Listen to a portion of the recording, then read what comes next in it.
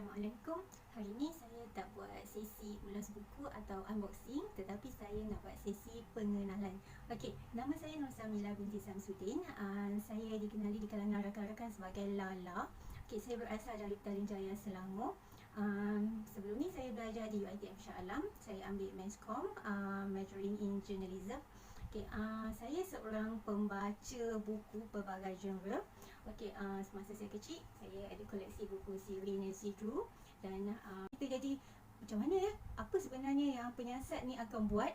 Dan apakah sebenarnya jalan penyelesaian yang boleh menguraikan kes tersebut?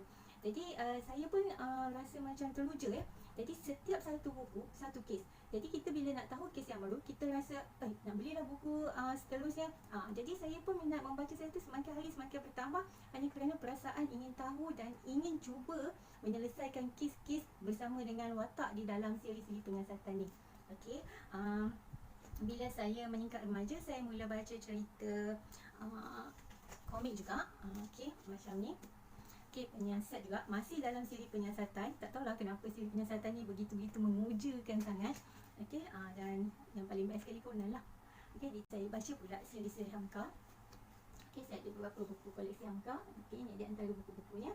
Okey, dan buku-buku ni ada di antaranya yang telah saya buat ulasan di Goodreads. Boleh cari akaun Goodreads saya, nama yang sama, Nur Samila Samsudin, untuk baca ulasan buku di sana. Okey, dan saya juga ada membaca buku-buku Shahnun, Azizi Haji Abdullah, dan penulis favourite saya Pramodia Anantato. Okey, yang mana saya suka dari segi cara olahan dia dan bahasa yang digunakan. Pada saya sangat lembut, sangat cantik, dan dia tak adalah bunga bahasa sangat, tapi bila kita baca tu kan, dia boleh meresap lah dalam hati kita. Okey, dan lepas tu saya juga membaca buku-buku Ramli Al-Mursyid. Okey, pertama buku Magic Bean. Okey, buku-buku John Grisham. Okey, Haruki Murakami, YQ84.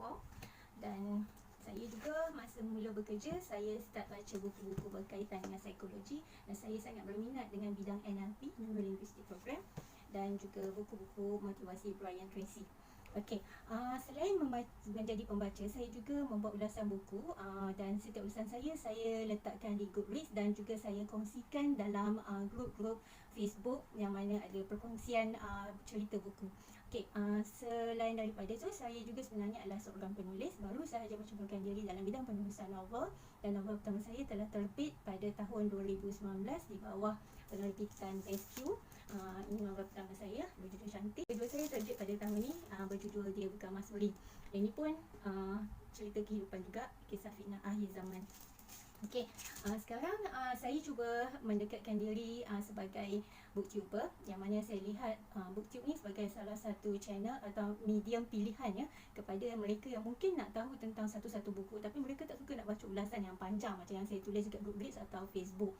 Jadi booktuber, menjadi seorang booktuber membolehkan kita berkongsi cerita, tapi memberi pilihan kepada orang yang tak nak membaca tapi nak mendengar cerita, nak tahu cerita apa. Dan mungkin bila mereka mendengarnya, mereka nak tengok cerita tu sendiri, sama ada melalui filem ataupun melalui pembacaan, dan mungkin dari situ akan bercambah minat mereka untuk membaca cerita tu. Dan bila mereka dah dekat di hati mereka cerita tu, mereka akan teruskan aktiviti membaca.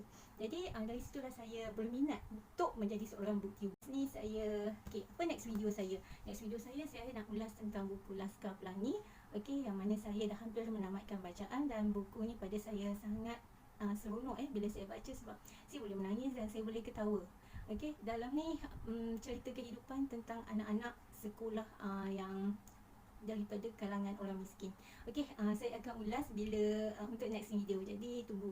Okey, sekian saja dari saya, Nur Samila Samsudin. Assalamualaikum, jaga hati, jaga solat.